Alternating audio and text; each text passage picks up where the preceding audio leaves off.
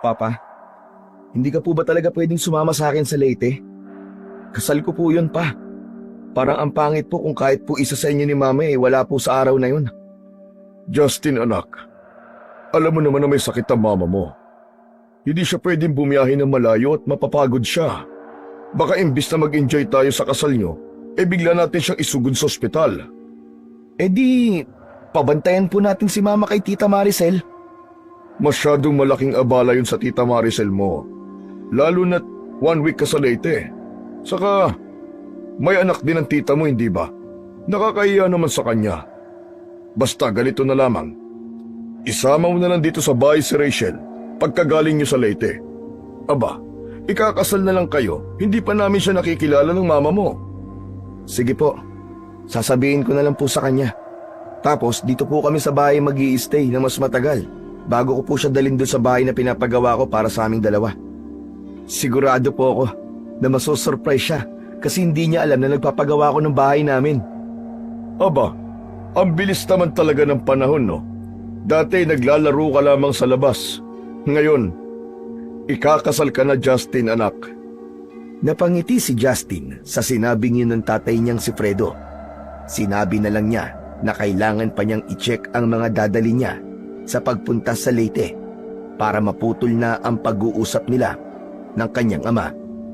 Ayaw niya kasing maiyak dahil alam niya na doon yun hahantong kapag nagpatuloy ang pag-uusap nila.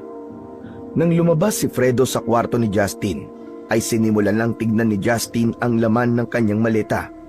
Siniguro niya na meron siyang sapat na damit sa 1 linggong pananatili niya sa bahay ni na Rachel kasama ang pamilya nito.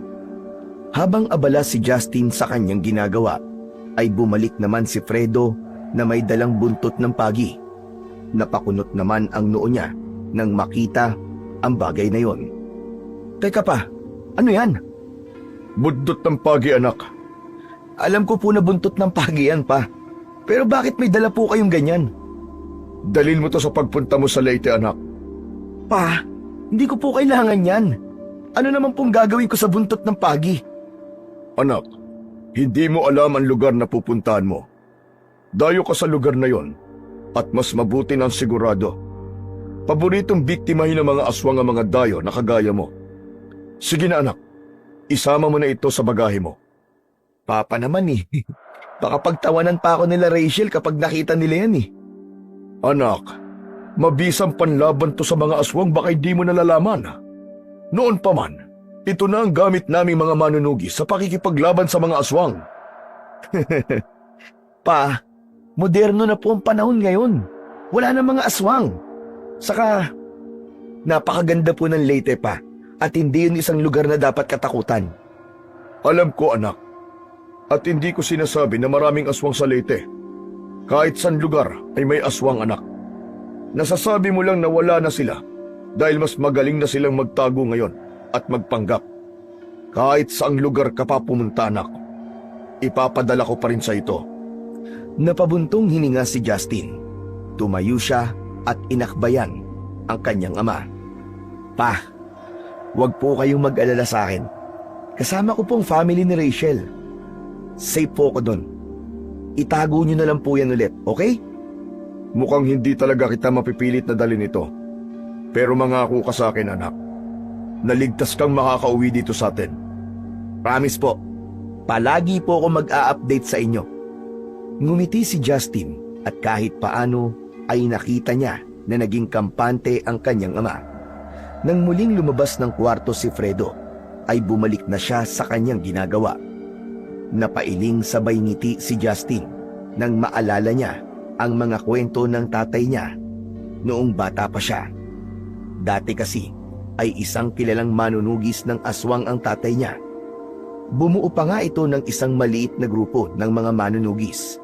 Sama-samang umiikot ang mga ito sa iba't ibang parte ng Pilipinas upang manugis ng mga aswang, lalo na sa mga liblib na lugar. Ngunit nagbago ang lahat nang ipanganak na si Justin. Doon na nagplano ang tatay niya na huminto sa pagiging manunugis. 5 years old si Justin nang tuluyang iwanan ni Fredo ang pagiging manunugis at nagsimula sila ng panibagong buhay sa Maynila. Nagtayo ng maliit na negosyo ang mga magulang niya na mabilis na napalago ng mga ito. Yun ang nagbigay sa kanila ng komportable at maginhawang buhay.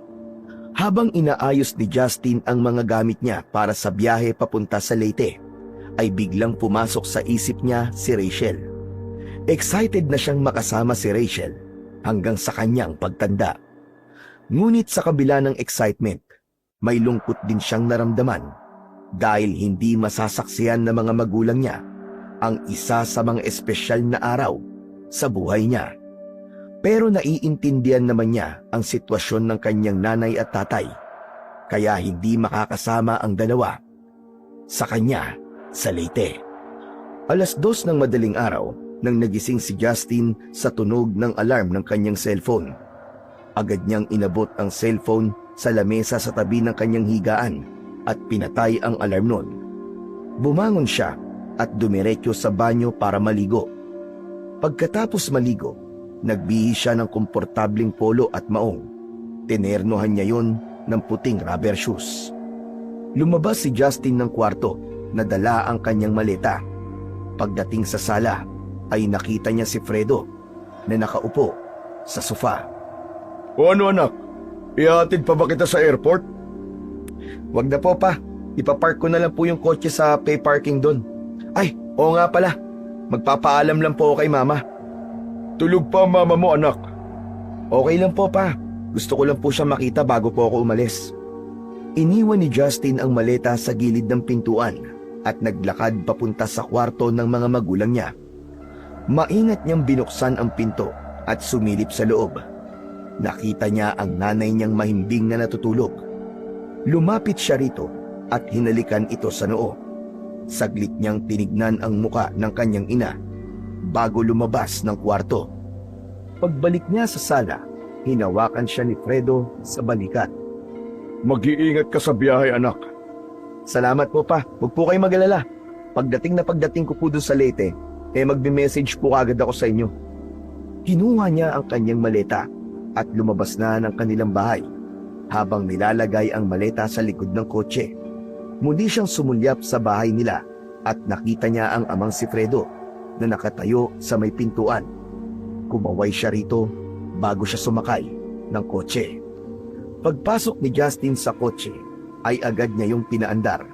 Habang tinatahak niya ang madilim na kalsada papunta sa airport, ay mas lalo niyang nadama ang excitement sa nalalapit na pag-iisang dibdib nila ni Rachel.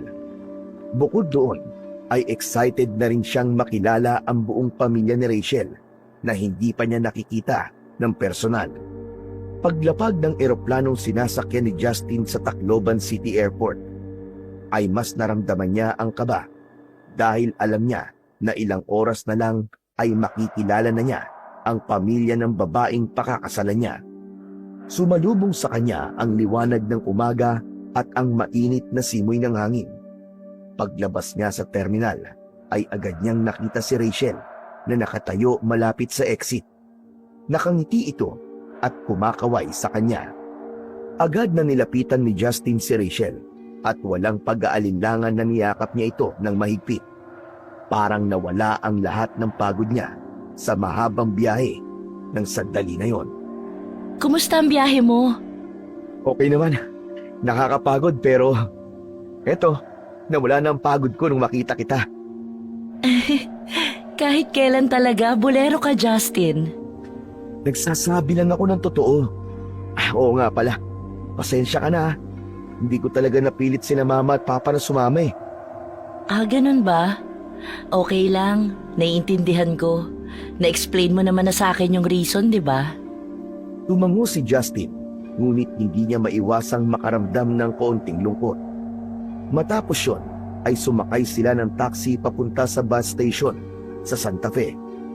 Habang binabaybay nila ang kalsada, tahimik na nagmasid si Justin sa tanawin na kanilang nadaraanan. Maya-maya pa ay nilingon niya si Rachel sa tabi niya. Rachel, kinakabahan ako. Bakit ka naman kakabahan? Ewan ko, parang natatakot ako na baka hindi ako magustuhan ng pamilya mo. Bahagyang natawa si Rachel sa sinabi ni Justin. Ano naman ang hindi nila magugustuhan sa'yo? Mabait ka, magalang, at ikaw ang mahal ko. Pero kahit ano pa ang sabihin nila, Justin, tuloy pa rin ang kasal natin. Wala na silang magagawa. Hindi na nakapagsalita si Justin, ngunit ang sinabi ng nobya niya ay sapat na para alisin ang anumang pag-aalinlangan sa kanyang isip. Hinawakan niya ang kamay ni Rachel at saka siya ngumiti rito. Pagdating nila sa bus station sa Santa Fe, agad silang sumakay ng bus na magdadala sa kanila papunta sa baryo ni Rachel sa Leyte. Mahigit 2 oras ang biyahe. Sa kabila ng kaba na meron si Justin, mas nangibabaw sa kanya ang pananabik niya na masimulan ang buhay na kasama ang kanyang pinakamamahal na si Rachel. Pagbaba ni na Justin sa bus ay isang sedan ang sumundo sa kanila. Ang driver na nakauniforme ay pinagbuksan sila ng pinto sa backseat at ito na rin ang naglagay ng maleta ni Justin sa likod ng sasakyan. Habang nasa biyahe, napansin ni Justin na paunti ng paunti ang bahay na nakikita niya. Unti-unting napalitan ng mga puno at talahiban ang tanawin. At habang papalapit sila sa kanilang destinasyon, ay tuluyan ng walang nakitang mga bahay si Justin. Wala bang ibang bahay dito? Wala. Sa amin lang talaga ang buong lugar na ito. Pagdating sa bahay ni na Rachel, ay sandaling huminto ang sasakyan sa isang malaki at mataas na gate na bakal. 2 kasambahay ang nagbukas nun at saka pumasok ang sasakyan. Ang daanan ay napapalibutan ng mga punong kahoy at malalagong halaman. Sa dulo ng driveway, tumambad sa kanila ang bahay ni na Rachel. 3 palapag ang bahay at parang mansyon sa laki. Meron yung malalaking bintana at terrace. Sa harap ay may isang malaking fountain. Bumaba na sina Justin at Rachel sa sasakyan. Hindi napigilan ni Justin ang igala ang paningin sa paligid ng may kasamang pagkamangha. Wow! Hindi ko akalain na ganito pala kayo kayaman. Hindi naman. Sakto lang. Ang laki ng bahay niyo, Rachel. Parang hotel. Puro kakalokohan. Tara na, pumasok na tayo. Pagkapasok nila, mas lalo pang namangha si Justin. Ang marmol na sahig ay kumikinang sa liwanag ng chandelier. Ang pader ay napapalamutian ng magagarang paintings. Sa kaliwa ay may mahabang sopa na tila hindi pa nagagamit. Isang napakalaking painting ang tumawag sa pansin ni Justin. Lumapit si Justin sa painting. Ang babae na nasa painting ay kamukhang-kamukha ni Rachel, na para bang yun ang mas nakakatandang bersyon ng kanyang nobya. Siya ba ang nanay mo? Oo, pero patay na siya. Ang ganda niya. Pasensya ka na. Hindi ko alam na wala na pala siya. Okay lang. 1 taon pa lang ako nang mawala siya. Halika na, nasa likod ang pamilya ko. Excited na silang makilala ka. Hinilan ni Rachel si Justin papunta sa likod ng bahay kung saan naroon ang pool area. Habang naglalakad, hindi na iwasan ni Justin na muling tignan ang painting na para bang may kakaibang pakiramdam yung iniwan sa kanya. Pagdating sa likod ng bahay, natigilan si Justin sa kanyang nakita. Isang napakalaking oval shape na pool ang bumungad sa kanya. Habang hawak ni Rachel ang kamay ni Justin, ay nagtungo sila sa gazebo. May isang matangkad na lalaki na sa tansya ni Justin ay nasa mid-50s at isang matandang lalaki at babae na parehas na nasa wheelchair. Papa, si Justin po. Justin, siya ang tatay ko.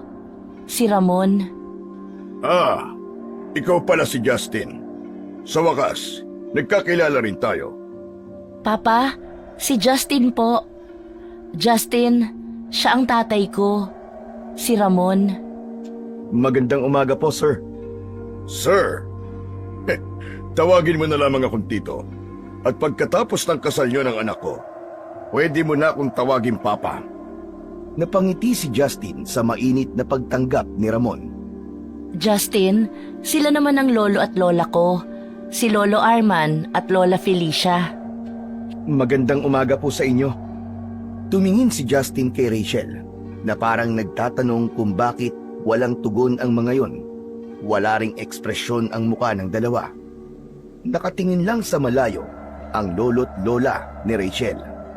Hindi na nakakapagsalita sina lolo at lola. Masyado na kasi silang matatanda. Pero naiintindihan at naririnig nila tayo. Tumango si Justin at muling ngumiti sa mga matatanda bilang paggalang. Papa, nasan po si Kuya Robin?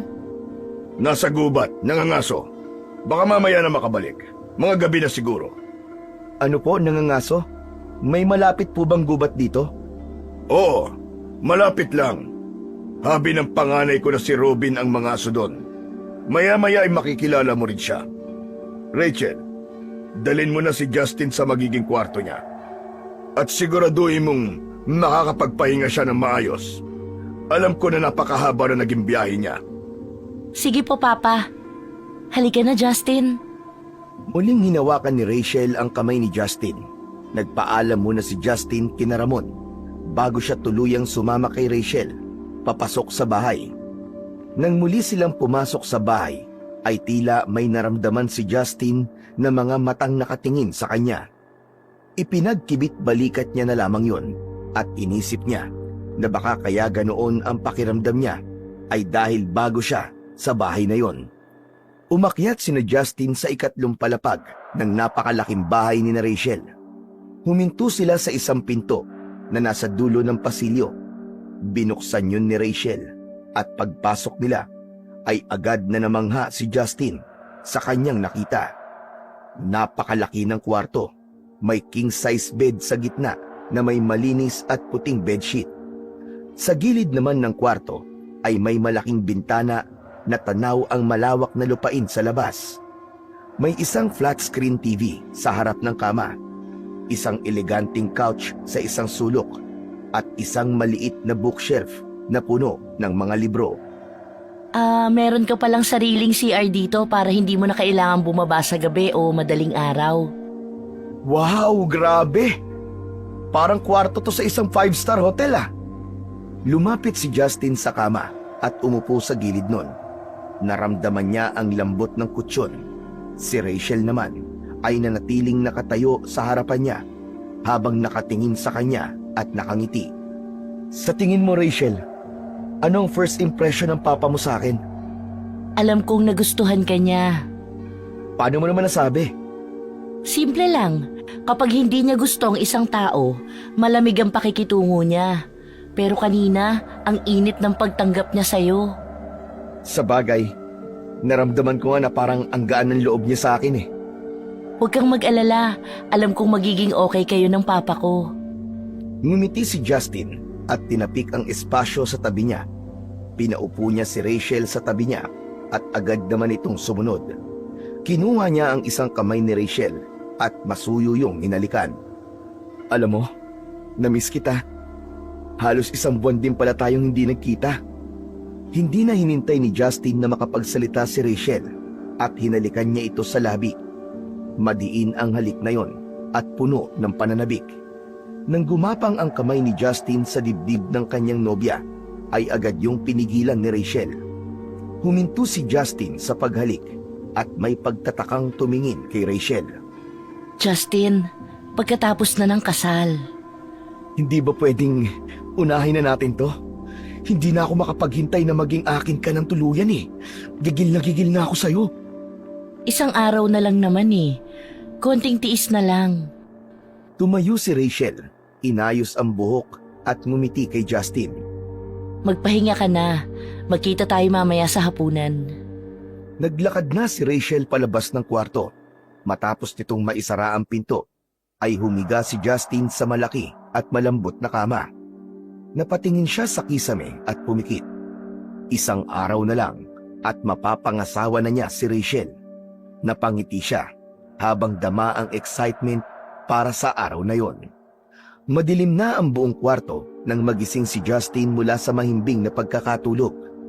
Agad siyang bumangon at dumiretso sa banyo upang maghilamos. Pagkatapos ay nagpalit siya ng komportableng damit. Isang simpleng polo shirt at shorts ang sinuot niya bago bumaba mula sa ikatlong palapag. Habang pababa ng hagdan ay naaamoy niya ang mabangong halimuyak ng pagkain. Pagdating niya sa dining area, nakita niya ang isang malaki at eleganting dining table. Naroon na si Mang Ramon at nakaupo. Si Rachel naman ay tumutulong sa mga kasambahay sa pag-aayos ng mga pinggan at pagkain. Nang makita siya ng kanyang nobya ay ngumiti ito ng matamis sa kanya. Oh, tamang-tama ang gising mo, Justin. Kakain na tayo. Halika na, maupo ka na. Gumanti naman ng ngiti si Justin at naupo. Nalula siya sa dami ng pagkain na nasa kanyang harapan. Merong roast turkey, lamb chops na may rosemary, isang malaking tray ng creamy truffle pasta, grilled salmon na may lemon butter sauce, garlic butter shrimp at iba't iba pang uri ng salad. Sa gitna ng mesa ay may cheesecake, chocolate mousse at fruit tart para sa dessert. Ang bawat putahe ay mukhang inihanda ng isang profesional na chef. Wow! Grabe talaga! Ganito ba talaga ang dinner nyo dito? Ang dami namang pagkain at mukhang masasarap lahat. Hindi naman. Naghanda lang talaga kami kasi unang dinner mo dito. Siyempre, special ka eh. Grabe, hindi na sana kayo nag-abala. Nakakahiya tuloy. Ngumiti lang si Rachel at umupo sa tabi ni Justin. Rachel, iha. Nasaan na Kuya Robin mo? Bago pa makasagot si Rachel, ay pumasok ang isang lalaki. Matangkad ito at may matikas na tindig. Seryoso ang mukha nito. Nakasuot ito ng itim na polo shirt na fit sa malapad na dibdib nito. At ang mga mata nito ay matalim at tila sinusuri ang lahat sa paligid. Umupo ang lalaki sa tapat ni Justin at doon napansin ni Justin ang tingin nito. Mabigat at malamig na parang tumatagos sa kanyang kaluluwa. Bigla siyang nakaramdam ng kaba kahit walang sinasabi ang lalaki. Kuya, si Justin nga pala, fiancé ko. Justin, siya ang Kuya Robin ko. Si Robin ay tumingin kay Justin, ngunit hindi nagsalita. Tumangulang ito ng bahagya. Makalipas ang ilang sandali, ay nagsimula na silang maghapunan. Habang kumakain, sinubukan ni Justin na mag-enjoy sa masasarap na putahe na nasa kanyang harapan. Ngunit hindi niya maiwasang mapansin si Robin. Paminsan-minsan, nahuhuli niya itong nakatingin sa kanya at ang mga tingin nito ay matalim. Bagamat tila malamig ang pakikitungo ni Robin sa kanya, ay sinikap ni Justin na umaktong normal at makisali sa usapan ni Rachel at Ramon tungkol sa nalalapit nilang pagpapakasal ng kanyang nobya. Pagkatapos ng hapunan, naglakad si Justin papunta sa pool area. Tahimik ang paligid. Isang malalim na paghinga ang pinakawalan niya. Inilabas niya mula sa bulsa ng shorts niya ang isang kaha ng sigarilyo at kumuha roon ng isang stick. Sinindihan niya yon gamit ang lighter at marahang humithit. Naramdaman niya ang pagkalma ng kanyang dibdib matapos ang ilang beses na pagbuga niya ng usok. Maya-maya pa, naramdaman niya na may palapit sa kanya. Paglingon niya, ay nakita niya si Rachel na papalapit. Nang malapitan siya nito, ay mabilis nitong kinuha ang sigarilyo mula sa kamay ni Justin at itinapon yun sa simento. Hindi ba sinabi ko na sa iyong tumigil ka na sa paninigarilyo?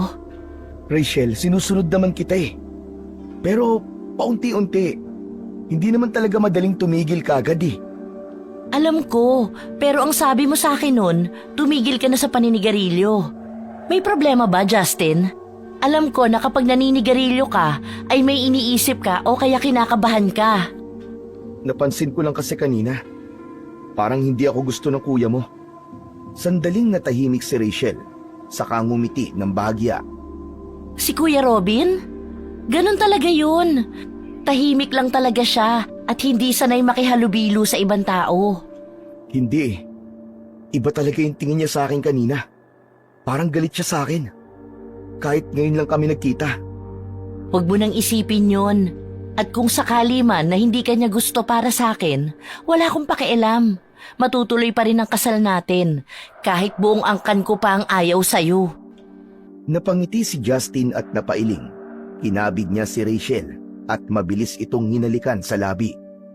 Ang swerte ko talaga sa'yo, Rachel. Kaya mahal na mahal kita eh. Mahal na mahal din kita, Justin. Sige na, bumalik na tayo sa loob. Mauna ka na. Susunod ako sa'yo maya-maya. Magpapahangin lang muna ako rito. Ngumiti si Rachel at bumalik na ito sa loob ng bahay, habang si Justin naman ay nanatiling nakatayo roon. Inisip niya ang sinabi ni Rachel at kahit paano ay nabawasan ang gumugulo sa isip niya. Sinabi niya sa kanyang sarili na hanggat tanggap siya ni Rachel ay wala siyang dapat pang isipin sa kung gusto siya o hindi ng ibang miyembro ng pamilya nito. 2:00 na ng madaling araw, ngunit gising na gising pa rin si Justin. Kahit na anong posisyon ang gawin niya, ay hindi siya nakaramdam ng antok. Hindi niya alam kung dahil sa napahaba ba ang tulog niya kanina o dahil naninibago siya sa lugar na kinaroroonan niya. Huminga siya ng malalim at bumangon. Nakaramdam siya ng uhaw, kaya naisipan niyang bumaba sa kusina upang uminom ng tubig. Tahimik niyang binuksan ang pinto ng kanyang kwarto at naglakad pababa. Nang nasa 2nd palapag na siya, ay bigla siyang natigilan. Mula sa sala sa ibaba, ay narinig niya ang pamilyar na boses ni na Rachel, Robin at Mang Ramon. Nag-uusap ang mga yon, ngunit ang tono ni Robin ay galit na galit. Ayoko na maghintay ng ilang araw. Gawin na natin to ngayon. Robin, hindi tayo pwedeng magkamali. Kailangan nating maging matyaga. Kapag nagpadalos-dalos tayo, baka tayo ang mapahamak. Tama si Papa. Kapag hinintay natin ang tamang oras, mas ma-enjoy natin ang lahat. Mas magiging satisfying yun, Kuya. Napakunot ng noo si Justin. Nagtaka siya kung tungkol saan ang pinag-uusapan ng tatlo. Kahit hindi niya alam kung ano ang sinasabi ng tatlo, ay may kaba siyang naramdaman. Mabilis na yumuko si Justin nang makita niya na palingon si Robin sa kinaroroonan niya, na para bang naramdaman nito ang kanyang presensya. Mas lalo siyang kinabahan. Marahan siyang umatras at bumalik sa hagdan, papunta sa 3rd palapag ng bahay. Nang makabalik na si Justin sa kanyang silid, ay agad niyang sinarado ang pinto at sumandal doon. Alam niya na wala naman siyang ginawang masama, pero hindi niya alam kung bakit natakot siya na malaman ni na Rachel na narinig niya ang usapan ng mga ito tungkol sa isang bagay na wala naman siyang ideya kung ano. Humiga siya muli sa kama, ngunit hindi pa rin siya mapakali. Ang kuryosidad at kaba ay patuloy na bumabagabag sa kanya habang iniisip niya kung tungkol ba saan ang pinag-uusapan ni na Rachel sa sala. Dumating na ang araw na pinakahihintay ni na Justin at Rachel, at yun nga ang araw ng kanilang pag-iisang dibdib. Mula sa 3rd palapag ng bahay ay tanaw ni Justin ang harapan ng mansyon na ngayon ay mala fairy tale sa ganda ang dekorasyon. Napapalibutan ng mga garland ng sariwang bulaklak ang buong mansyon. Sa gitna naman ng malawak na lupa sa harapan ay naroon ang altar na dinisenyuhan ng mga puting rosas. Maya-maya pa ay bumaba na si Justin at agad na nagsimula ang seremonyas ng kasal. Si Justin ay nakasuot ng itim na tuxedo, habang si Rachel naman ay mas lumitaw ang kagandahan sa wedding gown na suot nito na may mahabang laylayan at burda ng mga maliliit na perlas. Ang seremonyas ay maayos na tapos at nagsimula ng kumain ang mga bisita. May 3 mahahabang mesa na puno ng masasarap na pagkain. Sa unahan ng lahat ay nakaupo sina Justin at Rachel. Habang iniikot ni Justin ang tingin sa mga bisita, ay may napansin siyang kakaiba. Ilang bisita ang tila nakatingin sa kanya ng matagal na para bang sinusuri siya. May ibang nagbubulungan pa at parang naging sentro siya ng atensyon. Hindi na niya napigilan pa ang kanyang sarili na sabihin yon kay Rachel. Rachel, napansin mo ba? Parang ang dami nakatingin sa akin. Saka yung tingin nila sa akin, parang iba eh. Huwag mo nang pansinin. Ganyan lang talaga sila kapag may bagong mukha sa pamilya. Huwag ka mag-isip ng kung ano-ano. Dapat maging masaya ka lang kasi kasal na tayo. Ngumiti si Justin, ngunit hindi niya pa rin naiwasang hindi mag-isip. Ganun pa man, alam niya na wala siyang dapat pang ikabahala dahil kasal na sila ni Rachel at mag-asawa na silang dalawa. Ngunit habang tumatagal si Justin na nakaupo sa tabi ni Rachel, ay hindi niya naiwasan na tahimik na obserbahan ang mga bisitang patuloy pa rin nagbibigay ng kakaibang tingin sa kanya. Hindi niya magawang maging komportable kahit anong gawin niya. Justin, magbabanyo lang ako. Saglit lang ako. Gusto mo bang samahan pa kita? Hindi na, kaya ko na. Dito ka na lang. Tumayo si Rachel at naglakad papunta sa loob ng bahay. Sinundan ni Justin ng tingin ang kanyang asawa. Maya-maya pa ay inilabas niya ang kanyang cellphone mula sa bulsa ng kanyang pantalon. Binuksan niya ang kamera at patagong kinunan ng litrato sina Ramon at Robin na abala sa pagkain at tila seryosong nag-uusap sa lamesang hindi kalayuan sa kanya. Agad niyang sinend ang litrato sa kanyang ama at mabilis na nag-type ng mensahe. Sinabi niya sa tatay niya na yun ang tatay at kuya ni Rachel. Pagkasend ng mensahe ay agad niyang ibinalik ang cellphone sa kanyang bulsa. Ilang sandali pa, bumalik na si Rachel na may malaking ngiti sa labi. Ayos ka lang ba rito? Parang tahimik ka masyado. Sino naman kasi ang kakausapin ko dito? Sa bagay, hayaan mo, mamaya ipapakilala kita sa mga kaibigan at kamag-anak namin. Ngumiti si Justin. Naupo na si Rachel sa tabi niya. Nagpatuloy ang araw na yon na pilit nilalabanan ni Justin ang hindi maipaliwanag na pakiramdam. Habang abala ang lahat sa kasiyahan, nagdesisyon siyang isantabi muna ang nararamdaman at ituon ang sarili kay Rachel at sa kanilang espesyal na araw. Kinagabihan, masayang naglakad sina Justin at Rachel papunta sa kwarto ni Rachel. Magkahawak ang kanilang mga kamay. Dama ni Justin ang labis na pananabik. Sa wakas ay dumating na ang gabi na pinakahihintay niya. Ang gabi kung kailan maaangkin na niya si Rachel. Pagkapasok nila sa kwarto ay agad na isinara ni Justin ang pinto. Lumapit siya kay Rachel. Hinawakan niya ang kamay nito at tumingin ng diretso sa mga mata nito. Hindi mo alam kung gaano ko katagal tong hinintay, Rachel. Ako rin, Justin. Pero Pero ano? uminom muna tayo ng wine para mas maging espesyal ang gabing ito. Bahagyang napangiti si Justin, bagamat naroon ang maliit na pagkadismaya sa kanyang isip. Naglakad si Rachel papunta sa mesa sa gilid ng kwarto. Naroon ang isang bote ng mamahaling wine na halatang inihanda para sa gabi nilang yun. Katabi noon ang 2 wine glass. Maingat na binuksan ni Rachel ang bote at nagsali ng wine sa mga baso. Pagkatapos ay iniabot nito ang isa kay Justin. Para sa maraming taon na pagsasama natin, Justin. At para sa maraming anak na bubuuin nating 2. Sabay nilang itinaas ang kanilang mga baso at nagtoast. Matapos yun, dahan-dahan nilang ininom ang kanilang wine habang hindi inaalis ang tingin sa isa't isa. Pagkatapos nilang ubusin ang laman ng kanilang baso, muling nilapag ni Rachel ang baso sa mesa. Si Justin naman ay lumapit dito at hinawakan ito sa bewang. Marahan niya itong kinabig palapit sa kanya. Hinalikan niya si Rachel sa labi. Isang banayad ngunit puno ng pananabik na halik. Ihihiga na sana ni Justin si Rachel sa kama, ngunit bigla siyang nakaramdam ng kakaibang pagkahilo. Umikot ang buong paligid at unti-unti niyang naramdaman na tila nawalan siya ng kontrol sa sarili niyang katawan.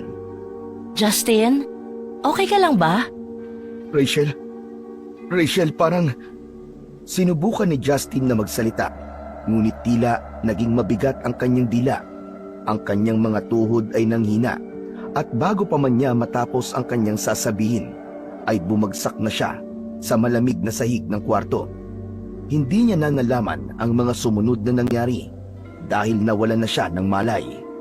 Kinaumagahan, nang magising si Justin, ay agad niyang naramdaman ang pananakit ng kanyang ulo. Pakiramdam niya ay binibiyak yun sa gitna. Bahagya niyang minasahe ang kanyang sintido habang sinusubukang alalahanin ang nangyari kagabi. Paglingon niya sa kanyang kaliwa ay nakita niya si Rachel na mahimbing na natutulog sa kanyang tabi. Tumingin si Justin sa ilalim ng kumot at nanlaki ang mga mata niya nang makita niya na wala siyang saplot sa katawan. Biglang gumalaw si Rachel at nang magising ito ay isang matamis na ngiti ang pinakawalan nito. Good morning. Rachel, ano nangyari kagabi? Ang huli ko kasing naalala ay bigla akong nahilo at pagkatapos, wala na akong matandaan. Tumawa ng mahina si Rachel at umupo sa kama. Hinatak nito ang kumot para takpan ang sarili. Well, may nangyari sa ating dalawa kagabi. And let me just say, you were impressive, Justin. Ha? Teka, paano nangyari yun? Hindi ko naman natatandaan. Gino-joke mo lang yata ako eh. Gusto mo bang ikwento ko pa ng detalyado sa'yo kung ano ang mga ginawa mo sa akin? Namula si Justin at mabilis na umiling. Sige na, huwag na. Hindi na kailangan. Tumawa ulit si Rachel. Tumayo na ito sa kama at kinuha nito ang robe na nakasabit sa gilid ng aparador. Isinuot nito yon at tumingin kay Justin. Sige na, bumangon ka na. Malapit na ang oras ng breakfast. May sasabihin pa sana si Justin pero hindi niya na nasabi dahil naglakad na si Rachel papunta sa banyo. Naiwan si Justin sa kama na nakatulala at patuloy na naguguluhan. Pilit niyang binalikan ang mga nangyari kagabi, ngunit wala talaga siyang maalala. Napahawak siya sa noo at napabuntong hininga. Inalis na lang niya ang isipin na yon at pinaniwalaan na lang niya ang sinabi sa kanya ng kanyang asawang si Rachel. Makalipas ang ilang sandali, ay bumaba na sina Justin at Rachel upang magtungo sa dining area. Pagdating nila roon, ay nakaupo na sina Ramon at Robin. Nasa dulo ng lamesa si Ramon habang abala sa pagbabasa ng dyaryo, samantalang si Robin naman ay tahimik na nakaupo. Agad nang ngumiti si Mang Ramon nang makita ang bagong kasal. Good morning! Ayos! Mukhang maganda ang gising nyo. Ang saya ko pa rin hanggang ngayon. Napakaganda ng kasal nyo kahapon. Kaya nga po, Papa. Salamat po kasi halos ikaw na ang nag-asikaso ng lahat. Wala yon, anak. Hindi naman ako papayag na hindi ka maging masaya sa araw ng kasal mo. O sige na, maupo na kayo ni Justin para makakain na tayo. Nang umupo na si Justin, ay hindi niya naiwasan na tignan si Robin. Nagtama ang mata nila at matalim pa rin ang tingin nito sa kanya. Hindi niya kinaya ang titig ni Robin, kaya siya na ang unang nag-iwas ng tingin dito. Alam mo, Justin, sa tingin ko, maganda kung ipapasyal ka ni Rachel dito sa lugar namin. 1 week lang naman ang bakasyon mo, kaya dapat masulit mo yon. Maraming magagandang tanawin dito na siguradong magugustuhan mo. Sige po. Mukhang masaya nga po yun. Don't worry, Justin. Kasi ako ang bahala sa'yo. Gusto ko makita mo ang lahat ng magagandang spot dito sa amin. Habang nag-uusap sila, biglang naramdaman ni Justin ang malamig na tingin ni Robin na tila sinusuri siya mula ulo hanggang paa. Umiwas na lang siya ng tingin sa kapatid ng kanyang asawa. Pagkatapos ng agahan, ay kinuha ni Rachel ang isa sa mga motor na nakaparada sa gilid ng bahay. Inabot nito ang isang helmet kay Justin. Rachel, hindi ako marunong magmotor. Kotse lang ang kaya kong imaneho. Alam ko, ako na ang magmamaneho. Marunong ako, saka sanay ako sa mga daan dito. Sigurado ka ba? Oo naman. Wala ka bang tiwala sa akin? Grabe. Kahit pala mag-asawa na tayo, ang dami ko pa rin palang hindi alam sa'yo. Marami talaga at malalaman mo ang lahat ng dapat mong malaman habang nandito ka sa bahay namin. Gaya ng ano? Basta, malalaman mo na lang. Tara na? Nang sumakay na si Rachel sa motor, ay umupo na rin si Justin sa likod nito. Humawak siya sa bewang ng kanyang asawa. Nang umandar ang motor, ay naramdaman niya ang malamig na simoy ng hangin na humahampas sa kanyang muka. Binaybay nila ang malubak at putikang daan. Makalipas ang halos kalahating oras, ay inihinto na ni Rachel ang motor at ayon dito ay kailangan na nilang maglakad para makapunta sa pupuntahan nila. Hindi na nagtanong si Justin at sumunod na lang siya kay Rachel. 5 minuto silang naglakad bago nila narating ang isang pababang daan na puro bato. Dahan-dahan nilang tinahak ang matarik na daan. Nang makarating sila sa ibaba, bumungad kay Justin ang isang napakagandang falls. Malinaw ang tubig na animoy kristal na kumikislap sa ilalim ng araw.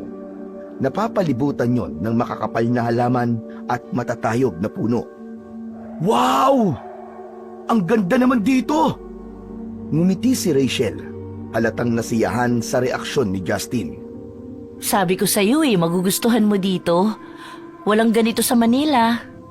Agad na inilabas ni Justin ang kanyang cellphone. Kinuwanan niya ng litrato ang falls mula sa iba't ibang anggulo bago lumapit kay Rachel at tumabi sa kanya. Nag-selfie sila at ang falls ang kanilang background. Ipopost sana ni Justin ang pictures sa kanyang social media account pero wala siyang nakuwang signal. Nako, bakit walang signal dito? Wala talagang signal dito. Maswerte na kung makakakuha ka ng kahit isang bar. Ay nako, sige na nga. At least, may memory tayo sa pagpunta natin sa lugar na to. Saka ko na to i-upload kapag may signal na. Matapos yun, ay hinubad na nila ang kanilang mga sapatos at nagbabad sa malinis at malamig na tubig. Nagharutan at nagtawanan sila na parang mga batang naglalaro. Pagkaraan ng ilang minuto, umupo sila sa gilid ng talon upang magpahinga. So, ano bang plano mo? Saan mo gustong tumira tayo? Well, sa Manila muna siguro. Pero kung gusto mo, pwede naman tayo maghanap ng bahay na tahimik at malapit sa probinsya. Gusto ko rin ng tahimik na lugar, pero ayoko ng sobrang malayo sa lahat. Ilan ba ang gusto mong anak? Siguro 2 lang. Ikaw? 2 o 3. Para hindi masyadong tahimik sa bahay. Pero kung pwedeng mas marami, aba, mas okay yun. Alam mo naman, mag-isang anak lang ako kaya pangarap ko na talaga na marami akong anak. Habang nag-uusap sila, hindi sinasadyang natabig ni Rachel ang cellphone ni Justin na nakapatong sa tabi nila at nahulog yun sa tubig. Agad na tumalon si Justin at sinisid ang kanyang cellphone sa ilalim ng tubig. Nang may ahon niya yon, ay basang-basa na yon at hindi na gumagana. Justin, sorry! Hindi ko sinasadya! Okay lang. Pagbalik ko sa Manila, bibili na lang ako ng bago. Sorry talaga. Ang clumsy ko kasi. Ano ka ba? Huwag mo nang isipin yun.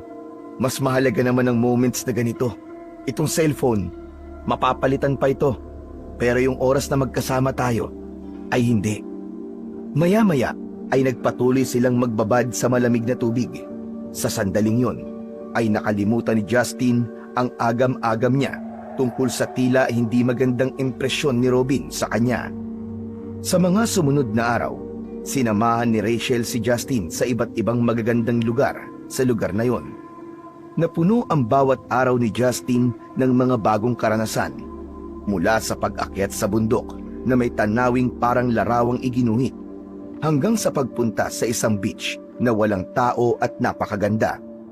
Kahit hindi na naayos ang cellphone niya, ay hindi niya yun alintana.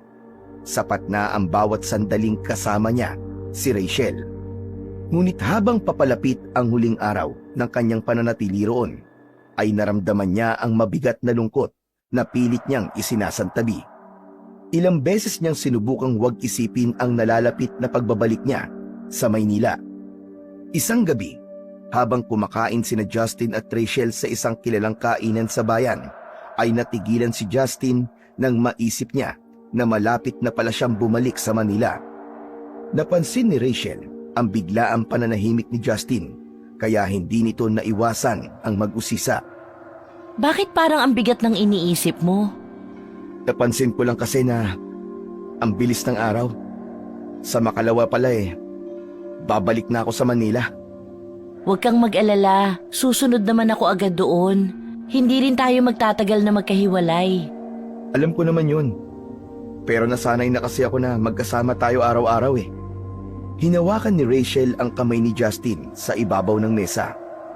Kaya nga, mag-enjoy tayo sa natitirang araw na magkasama tayo. Gawin nating espesyal ang bawat oras. Napangiti si Justin sa sinabi ni Rachel at kahit papano ay gumaan ang bigat sa dibdib niya. Tumango siya, saka muling kumuha ng pagkain.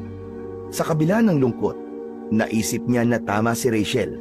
Kailangan nilang sulitin ang bawat sandali na magkasama sila. Sumapit na ang huling gabi ni Justin sa bahay ni Rachel. Ang hapunan sa gabing yun ay espesyal dahil puno ang lamesa ng masasarap na putahe. Ngunit sa kabila ng masasarap na pagkain, ay tahimik silang lahat habang kumakain. Labis na nagtaka si Justin dahil sanay siya na palagi silang nagkikwentuhan ni Rachel at Mang Ramon habang kumakain. Isa pang ipinagtaka niya ay naroon ang lolo at lola ni Rachel na noon lang sumalo sa kanila sa pagkain. Matapos kumain, tumayo si Mang Ramon at sumenyas sa mga kasambahay. Linisin niyo na ang lamesa. Agad na tumalima ang mga kasambahay. Inalis na mga ito ang lahat ng mga nasa lamesa at walang itinirang kahit ano. Bukas na pala ang alis mo, Justin. Opo, tanghali po ang flight ko kaya dapat po madaling araw pa lang po makaalis na po ako rito. Pero nakakatiyak ka ba na makakabalik ka sa pamilya mo? Ano pong ibig niyong sabihin? Sa gabing ito, maglalaro tayo, Justin. Magtatago ka sa kahit saang parte ng bahay. Kapag natagpuan ka ng sino man sa amin, ako, ang anak ko si Robin, si Rachel, ay papatayin ka namin. Nanlaki ang mga mata ni Justin at natawa sa narinig. Tito Ramon, seryoso po ba kayo? Hindi siya nagbibiro, Justin. Ang totoo, lahat kami rito ay mga aswang. Hindi ba ang sabi ko sa'yo, may mga bagay ka pa na malalaman tungkol sa akin? Isa na ito sa mga bagay na yun.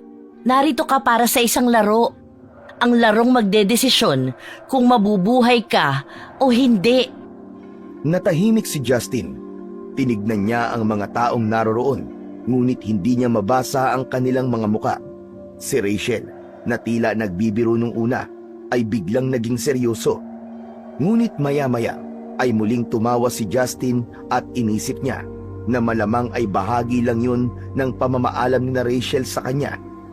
At hindi niya dapat ituring na literal ang lahat ng sinabi ng mga ito, gaya ng papatayin siya at aswang ang mga ito. Okay, game ako. Kailan ba tayo magsisimula? Bibigyan ka namin ng kalahating oras para makapagtago. Pagkatapos nun, magsisimula na ang paghahanap namin sa'yo. At huwag ka mag-alala, Justin. Magiging patas ang laro. Tayo-tayo lang ang nandito. Wala na ang mga kasambahay. Tumayo na rin si Rachel at ngumiti kay Justin. Mabuti pang magsimula ka na ngayon, Justin. Maghanap ka na ng magandang taguan. Natatawang tumayo pa si Justin at naglakad palayo. Agad siyang naghanap ng lugar kung saan siya maaaring magtago. Sa isip niya, alam niya na nais lang maglaro ng tagu-taguan ng pamilya ni Rachel at wala siyang dapat na ipag-alala. Umakyat si Justin sa ikalawang palapag ng bahay. Napansin niya na nakabukas ang bawat pinto ng silid. Ngunit isang pinto ang nakatawag ng pansin niya. Pumasok siya roon at nakita niya na ang silid na yun ay puno ng mga libro. Agad niyang napansin ang isang malaking kabinet. Lumapit siya roon at nagdesisyon siya na doon magtago. Binuksan ni Justin ang kabinet at pumasok. Maingat niyang isinara ang pinto mula sa loob. Inilapat niya ang likod sa dingding ng kabinet habang may malaking ngiti sa labi dahil sa excitement niya sa laro na yon. Lumipas ang ilang minuto at nakaramdam na si Justin ng pagkainip. Paulit-ulit siyang sumisilip sa maliit na awang ng kabinet, ngunit wala siyang makitang tao sa labas. Lalabas na sana siya, subalit nang itutulak na niya ang pinto, ay bigla siyang nakarinig ng mabibigat na yabag mula sa labas. Natigilan siya at halos hindi na siya humihinga, habang unti-unting lumalapit ang mga yabag sa kabinet. Biglang bumukas ang pinto ng kabinet at bumungad sa kanya ang dalawang nakakatakot na nilalang. Mga aswang. Maihahalin tulad sa isang halimaw ang anyo ng dalawa. Meron yung matutulis na mga ngipin at kuko, at ang mga mata ng mga yon ay nanlilisik na para bang nagbabagang apoy. Sigurado siya na aswang ang mga yon dahil ganon ilarawan ng tatay niya ang itsura ng mga aswang. Nang hilakbot si Justin nang sumugod ang isa sa mga aswang, pero malakas niya itong sinipa. Natumba ang aswang.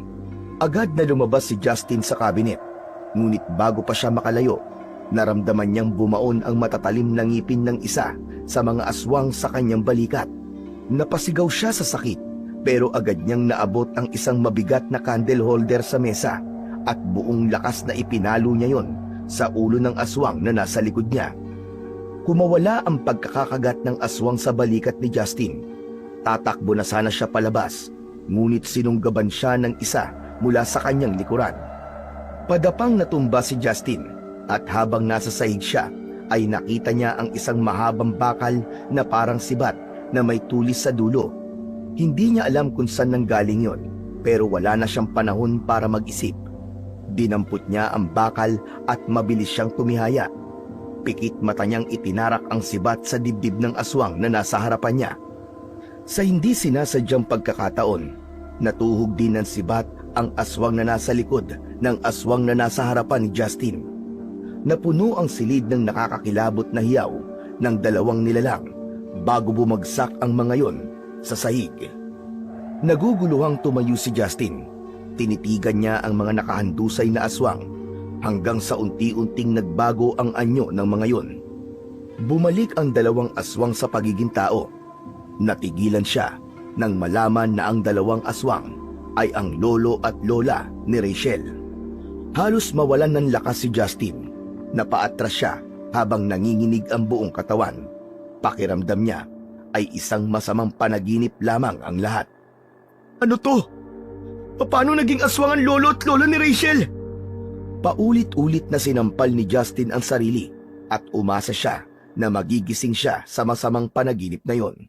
Ngunit kahit na anong sampal ang gawin niya, ay nanatili pa rin ang dalawang walang buhay na aswang sa kanyang harapan at doon na niya napagtanto na hindi panaginip ang lahat. Biglang bumukas ang pinto ng silid at narinig ni Justin ang isang malakas na sigaw ni Rachel. Napalingon siya at nakita niya si Rachel na nakatayo sa may pinto habang nakapako ang tingin sa dalawang bangkay sa sahig. Nagmamadali itong lumapit sa lolo at lola nito. Lumuhod si Rachel at niyakap ang dalawang katawan. Lola! Lolo! Gumising kayo! Hindi kayo pwedeng mamatay! Rachel, hindi ko sinasadya. Sinalakay nila ako. Pinagtanggol ko lang ang sarili ko. Ano ba kasi nangyayari? Nanlilisik ang mga mata na tumingin si Rachel kay Justin. Noon lang niya ito nakita na may ganong katinding galit sa muka. Walang iya ka! Mas lalo mo lang ako binigyan ng dahilan para patayin ka! Bago pa makapagsalita ulit si Justin, nakita niyang nagbago ang anyo ni Rachel. Ang maganda nitong muka ay nawala at napalitan yon ng malahalimaw na anyo. Sa isang iglap ay naging aswang si Rachel na labis na ikinagimbal ni Justin. Papa! Kuya! Nandito si Justin! Bilisan niyo! Nang marinig ni Justin ang mga yabag sa hagdan, ay agad siyang tumakbo palabas ng silid. Puno ng takot ang kanyang dibdib at ang tanging nasa isip niya ay ang makapagtago. Nagmamadaling inakyat ni Justin ang hagdan papunta sa ikatlong palapag. Napalingon siya at nakita niya si Robin na paakyat na rin na nasa anyong aswang na rin. Pagdating niya sa ikatlong palapag, binuksan niya ang pinto ng kanyang silid at nagmamadaling isa na rayon. Nilak niya ang pinto at napasandal siya roon habang habol ang kanyang paghinga. Pilit niyang nilalabanan ang kaba at takot. Nang sandaling yun ay malinaw na sa kanya na hindi yun isang laro. Totoo ang lahat ng sinabi ni Rachel. Ang pamilya nito ay mga aswang at kapag nakita siya ng mga ito ay sigurado na ang kanyang kamatayan. Lumayo si Justin sa pinto at nagpalakad-lakad sa loob ng kwarto. Pinilit niyang kumalma upang makapag-isip ng maayos. Isang bagay ang naging malinaw sa kanya. Sinadya ni Rachel ang lahat. Sinadya nito na dalhin siya sa bahay ng pamilya nito upang maging biktima, patayin at kung minalas-malas ay gawing pagkain ng mga ito. Huminga ng malalim si Justin. Alam niya na sa sitwasyon niya ng sandaling yon ay wala siyang maaasahan kundi ang kanyang sarili. Kailangan makaisip siya ng paraan para makatakas bago pa siya tuluyang maabutan ng mga aswang na naghahanap sa kanya. Napahinto si Justin sa paglalakad at dumako ang tingin niya sa malaking bintana. Lumapit siya roon at sinubukan niya yung buksan, pero kahit na anong puwersa ang gamitin niya ay hindi siya nagtagumpay na mabuksan ang bintana. Kinuha niya ang isang upuan at bumalik sa harapan ng bintana. Huminga siya ng malalim bago hinampas ang salamin na bintana gamit ang upuan. Ngunit hindi yun nabasag. Paulit-ulit niyang hinampas ang bintana, pero kahit gasgas ay hindi yun nagkaroon. Hanggang sa naputol na lang ang isang paa ng upuan ay hindi pa rin nabasag ang salamin. Nanghihinang binitiwan ni Justin ang upuan. Pakiramdam niya ay isa siyang ibon na nakakulong sa isang hawla. Ganun pa man, inisip niya na kung nais niyang mabuhay at makauwi sa mga magulang niya, ay hindi siya dapat panghinaan ng loob. Kailangan ko ng kahit na anong bagay na pwede kong gamitin para ipagtanggol ang sarili ko. Pinagmasdan ni Justin ang bawat sulok ng silid, pero wala siyang mahanap na makakatulong sa kanya. Naisip niya ang sibat na ginamit niya kanina sa library. Bakit ko ba iniwan yung sibat na yun? Ang tanga-tanga ko talaga! Hanggang sa nakita niya ang kanyang maleta. Inilagay niya yun sa ibabaw ng kama at binuksan. Inalis niya ang mga damit na naroon at nang makita niya ang kanyang cellphone ay agad niyang sinubukan na i-open yun, pero hindi na yun nabubuksan. Sa sobrang inis niya ay ibinato niya ang cellphone sa sahig. Ngunit nang bumalik ang tingin ni Justin sa maleta ay may isang bagay na umagaw ng kanyang pansin. Sa ilalim ng mga nakasalansang damit ay may kakaibang bagay na nakasilip. Agad niya tong kinuha at hindi siya makapaniwala sa nakita niya. Yun ang buntot ng pagi ng kanyang ama. Paano ka napunta rito? Sa pagkakataon na yon ay naisip ni Justin na baka habang tulog siya nung gabi bago ang kanyang pag-alis ay pasimple yung inilagay ng kanyang ama sa kanyang maleta. Parang naririnig niya sa kanyang isip ang mababang boses ng ama na laging handang magbigay ng babala. Humigpit ang hawak ni Justin sa buntot ng pagi. Alam niya na mabisa yung panlaban sa mga aswang ayon sa kanyang ama na isang dating manunugis. Dahil doon ay nagkaroon siya ng pag-asa at ang determinasyon niyang mabuhay ay mas tumindi. Nagulat si Justin nang biglang yumanig ang buong kwarto nang makarinig siya ng malakas na kalabog sa pinto. Ang mga mata niya ay agad na dumako sa direksyon ng pinto. Mula sa labas ng pinto ay narinig niya ang malalim at malamig na boses ni Robin. Wala ka nang tatakasan, Justin. Tanggapin mo na lang ang katotohanan na mamamatay ka na ngayong gabi. Hindi ako susuko.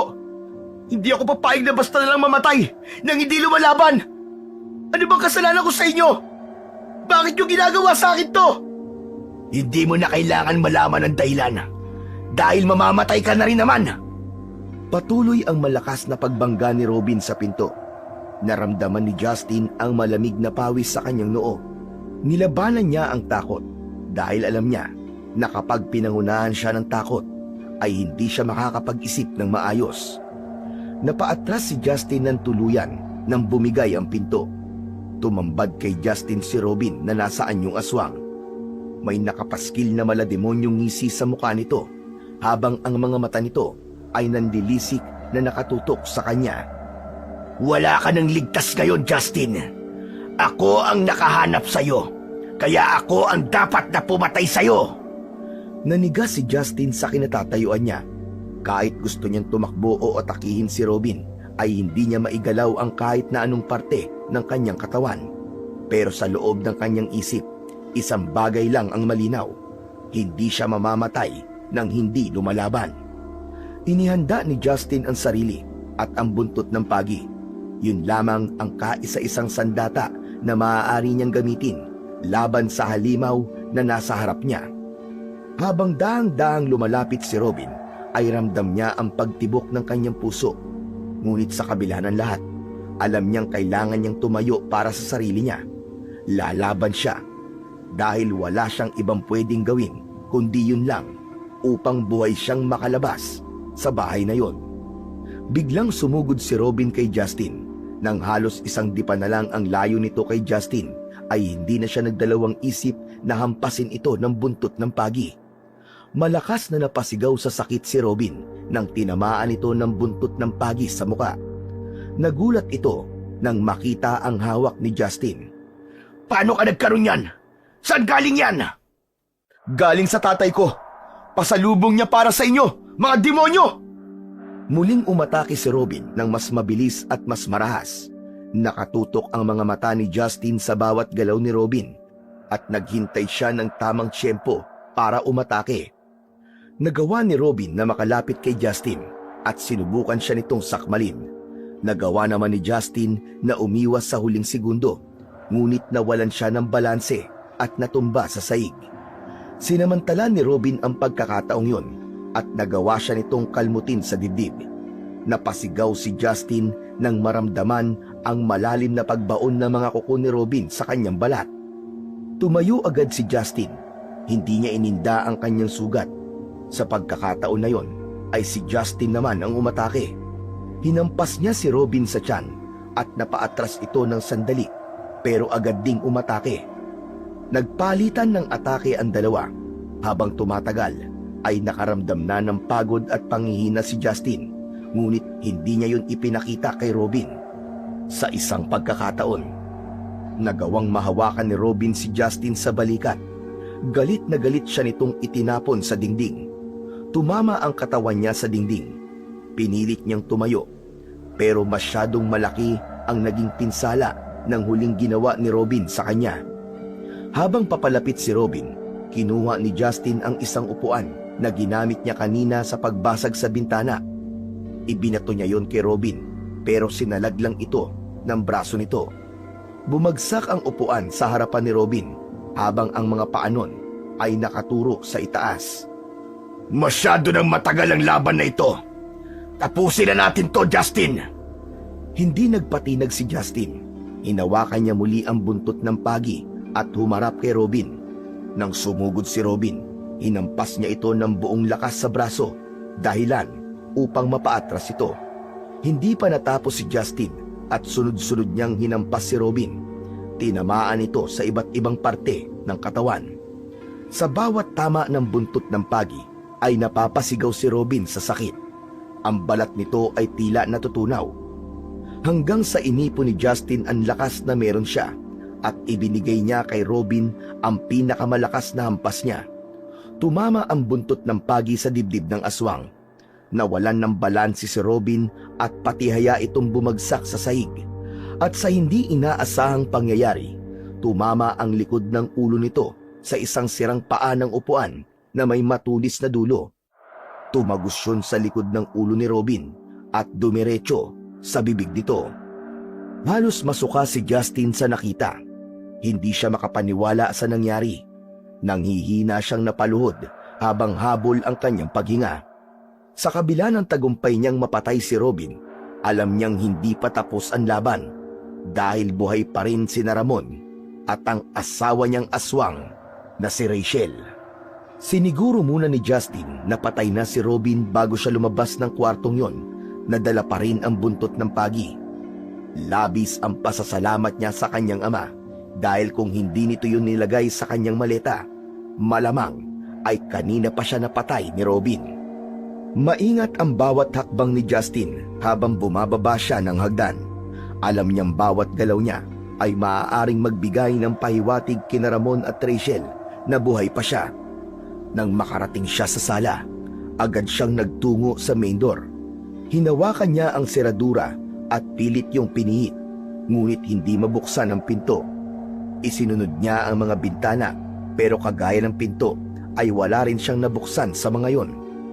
Mabilis na nagtungo si Justin sa kusina at umasa siya na ang back door na ang magiging daan niya upang makalabas na sa bahay na yon. Ngunit tulad ng main door at mga bintana ay hindi rin siya nagtagumpay na mabuksan yon. Napasandal na lang siya sa back door. Doon niya napagtanto na walang paraan para makalabas siya ng bahay na yon. Pinilit na lang niyang tanggapin ang kanyang sitwasyon at wala na siyang ibang pagpipilian kundi ang lumaban para sa buhay niya. Ngunit sa gitna ng pag-iisip niya kung ano na ang gagawin niya, ay biglang sumagi sa kanyang isip ang imahe ni Rachel, ang ngiti nito at ang lambing sa mga mata nito nung una silang nagkakilala. Ang mga kamay ni Justin ay bahagyang nanginginig. Alam niyang isa si Rachel sa dapat niyang harapin, ngunit hindi niya alam kung paano niya yon gagawin. Sa kabila ng lahat ng nalaman niya, ay hindi niya maitatanggi ang natitirang damdamin niya para dito.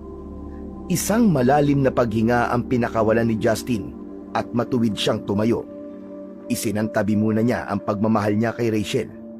Alam niyang walang patutunguhan ang pagtatago niya. Mas malakas si Ramon at Rachel at mas pamilyar ang mga yon sa bahay na yon.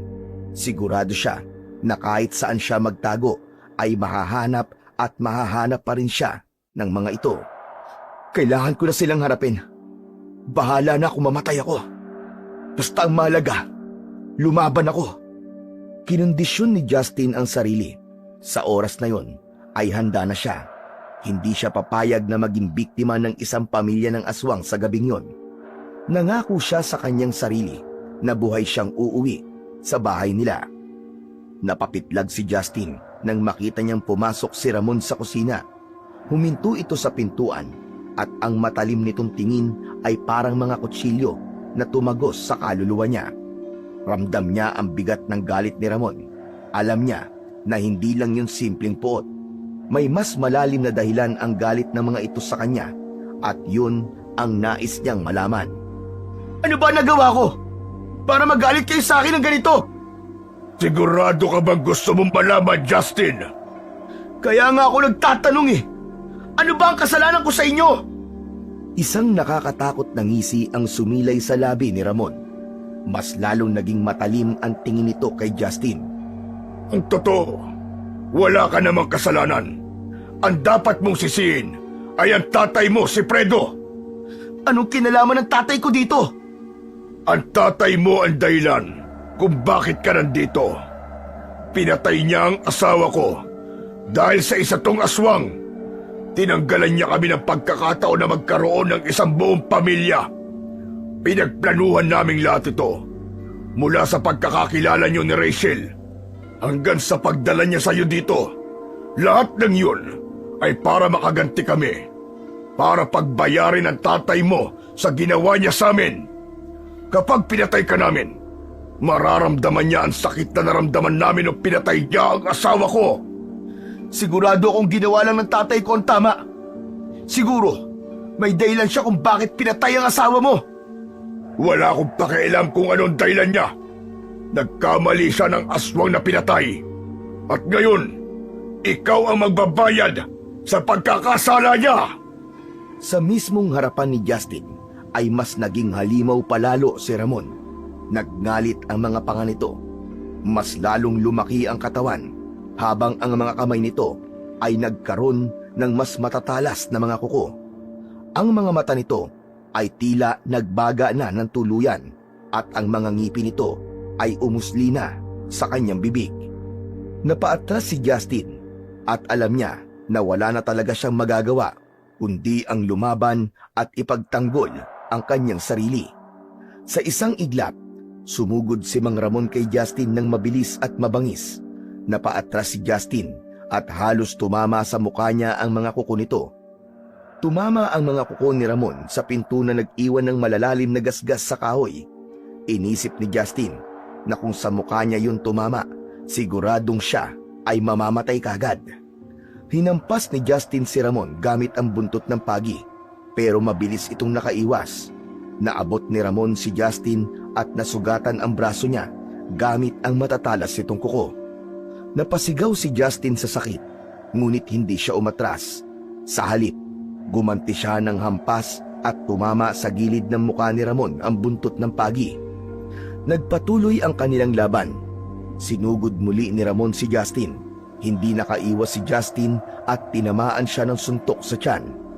Napaluhod siya ng dahil sa sakit at sinamantala yon ni Ramon upang sugatan ang kanyang balikat. Tumulo ang dugo ni Justin sa sahig ng kusina, ngunit hindi niya binitiwan ang kanyang armas. Pakiramdam ni Justin ay hindi nauubusan ng lakas si Mang Ramon. Sa isang pagkakataon, sinunggaban ni Mang Ramon si Justin at binuhat siya saka ibinagsak sa lamesa ng kusina. Napaigik si Justin, ngunit bago pa makalapit si Ramon dito, hinampas niya ito ng malakas sa muka gamit ang buntot ng pagi. Napaatras si Ramon at bahagyang napaluhod. Sumigaw ito sa labis na galit. Muling sumugod si Ramon, ngunit mas naging handa na si Justin sa pagkakataon na yon. Sa bawat galaw ni Ramon ay umiwas siya o hindi kaya ay hinahampas niya ito ng buntot ng pagi. Kapwa natigilan ang dalawa nang narinig nila ang malakas na pagpalaw ni Rachel mula sa ikatlong palapag. Kuya Robin! Kuya! Nanlaki ang mga mata ni Ramon at napatingin ito kay Justin. Anong ginawa mo kay Robin? Anong ginawa mo sa anak ko? Pinatay ko siya. Kung hindi ko ginawa yon, ay ako mamamatay. Walang hiya ka. Wala kang pinagkaiba sa ama mo. Papatayin kita! Papatayin kita! Malakas na sumigaw si Ramon. Mas lalong naramdaman ni Justin ang galit na kumawala kay Ramon ng sandaling yun. Tumindi lalo ang kaba niya dahil alam niya na sa pagkakataon na yun ay mas nagkaroon ng dahilan si Ramon na paslangin siya. Mabilis na sumugod si Ramon at sa bilis nito ay hindi na nagawang makaiwas pa ni Justin. Sinunggaban siya ni Ramon at naramdaman niya ang pagbaon ng mga kuko nito sa magkabilaan niyang braso. Kasunod nun ay buong puwersang kinagat ni Ramon ang balikat ni Justin. Halos napaluhod siya sa labis na sakit dahil pakiramdam niya ay tumagos sa kanyang buto ang mga pangil ng aswang. Napasandal si Justin sa lababo habang nagpupumiglas mula sa pagkakahawak ni Ramon sa kanya. Sa gilid ng kanyang mata ay napansin niya ang lagayan ng mga kutsilyo. Habang abala si Ramon sa pagkagat kay Justin, ay pilit niyang inabot ang lagayan ng mga kutsilyo. Kinuha niya ang pinakamahabang kutsilyo at mahigpit yung hinawakan. Buong puwersa niya yung itinarak sa likod ni Ramon. Naramdaman ni Justin ang pagkawala ng mga ngipin ni Ramon sa balikat niya. Napaatras ito. Hindi na sinayang pa ni Justin ang pagkakataon na yon. Hinawakan niya ang ulo ni Ramon at ginilitan niya ang leeg nito. Tumilamsik ang dugo ni Mang Ramon sa sahig at sa mukha ni Justin bago bumagsak ang katawan nito sa sahig. Nanghina si Justin matapos ang laban niya kay Mang Ramon. Itinapon niya ang kutsilyo sa sahig. Napaupo siya sa sahig habang nakatingin sa walang buhay na katawan ni Mang Ramon na bumalik na sa pagiging tao. Sa pagkakataon na yon, alam niya na malapit nang matapos ang laban na yon. Si Rachel na lamang ang natitira, ngunit duda pa rin siya kung kaya ba niya itong patayin gaya ng ginawa niya sa kapatid at tatay nito. Maya-maya pa ay may narinig si Justin na mga yabag mula sa hagdan sa itaas ng bahay. Alam niya na si Rachel yon, at dahil hindi pa niya alam kung kaya niyang harapin si Rachel, ay naisip niya na magtago muna. Napansin niya ang isang pinto sa gilid ng kusina. Dati pa niyang nakikita ang pintong yun, ngunit wala siyang ideya kung ano ang nasa loob nun. Nilapitan ni Justin ang pinto at binuksan yun. Isang makipot na hagdan pababa ang bumungad sa kanya. Sa ibaba ay may malamlam na ilaw na sapat lang upang makita niya kung ano ang nasa kanyang harapan. Alam ni Justin na kung hindi siya kikilos kagad ay maaabutan siya ni Rachel. Kaya kahit hindi siya sigurado sa kung anong meron sa ibaba ng hagdan, ay pumasok na siya at mabilis na isinarado ang pinto. Nagsimula na siyang bumaba sa hagdan na gawa sa makapal na uri ng kahoy. Pagdating niya sa ibaba, isang mahabang pasilyo ang bumungad sa kanya. Napapagitnaan yon ng mga pader na gawa sa lumang bato. Ang pasilyo ay parang walang katapusan, ngunit kailangan niyang magpatuloy. Sinimulang tahakin ni Justin ang pasilyo hanggang sa napahinto siya nang narinig ang malakas na palahaw ni Rachel mula sa kusina. Papa! Walang iya ka, Justin! Magtago kang mabuti dahil papatayin kita! Ang sigaw na yon ay puno ng galit, sakit at pangako ng paghihiganti. Muling nagpatuloy si Justin sa paglalakad sa pasilyo habang kinakapa niya ang magkabilaang pader sa pag-asang meron dong nakatagong lagusan palabas ng bahay. Habang patuloy na tinatahak ni Justin ang mahabang pasilyo, naramdaman niyang mas naging malamig ang hangin. Sa dulo ng pasilyo ay may nakita siyang isang pinto na gawa sa bakal. Malaki yun at mukhang napakatibay na para bang sinadyang gawing hadlang sa sinumang nais makapasok sa silid na nasa likod ng naturang pinto. Wala nang ibang mapupuntahan si Justin, kaya lumapit siya sa pinto. Itinulak niya ang pinto gamit ang lahat ng lakas niya at unti-unting bumukas ang pinto na yon. Agad na sumalubong sa kanya ang isang nakakasulasok na amoy. Amoy yon ng tila nabubulok na karne. Napapikit siya at halos masuka sa tindi ng alingasaw. Sumilip siya sa loob, ngunit napakadilim. Kinapa niya ang dingding sa tabi ng pinto at umasa siya na may makikita siyang switch. At hindi nga siya nagkamali dahil naramdaman ng mga daliri niya ang switch na agad niyang pinindot. Bumaha ang liwanag sa loob ng silid na yon at tumambad kay Justin ang tanawin na tuluyang naging dahilan para bumaliktad ang sikmura niya. Ang silid ay puno ng mga katawan ng mga tao na naaagnas. May mga nakabitin sa dingding at mga nakalapag sa malamig na sahig na bato. Ang ilan ay kalansay na, habang ang iba naman ay nasa pabulok pa lamang. Doon na tuluyang napagtanto ni Justin na ang pamilya ni Rachel ay talagang pumapatay ng mga tao, kaya hindi rin niya nasisi ang tatay niya kung bakit ito pinatay ang asawa ni Mang Ramon noon. Habang pinagmamasdan niya ang silid na yon, biglang nanlamig ang kanyang pakiramdam. Napatingin siya pabalik sa pasilyo. Alam niyang hindi magtatagal ay makikita na siya ni Rachel. Lumabas na si Justin ng silid na yon dahil hindi niya nakaya ang tanawin doon. Humarap siya sa pasilyo at nagdesisyon na umalis na sa lugar na yon. Ngunit nanlaki ang kanyang mga mata nang makita niya si Rachel na nasa anyong aswang na naglalakad papalapit sa kanya. Huminto ito ilang di pa lamang ang layo sa kanya. Rachel, parang awa mo na. Ayokong labanan ka. Hindi kita kayang patayin. Mahal kita, Rachel. Isipin mo ang lahat ng pinagdaanan natin. Alam kong mahal mo ako. Mahal? Hindi kita mahal at kailanman ay hindi kita minahal. Ang mga alaala at ang mga salitang sinabi ko sa'yo, lahat ng iyon ay pagpapanggap lang. Ginawa ko ang lahat para dalhin ka rito, sa lugar na ito, kung saan magbabayad ka sa ginawa ng tatay mo sa nanay ko. Rachel, hindi totoo yan. Alam kong mahal mo ko. Naramdaman ko yun. Ngunit sa halip na sumagot, isang mabangis na sigaw ang pinakawalan ni Rachel.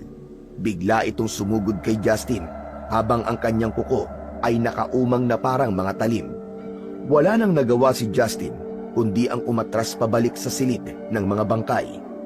Mabilis niyang itinulak ang pinto upang isarado, ngunit Mabilis siyang napigilan ni Rachel. Buong lakas nitong itinulak ang pinto, kaya napaatras si Justin. Nawalan siya ng balanse at napahiga siya sa tumpok ng mga naaagnas na bangkay.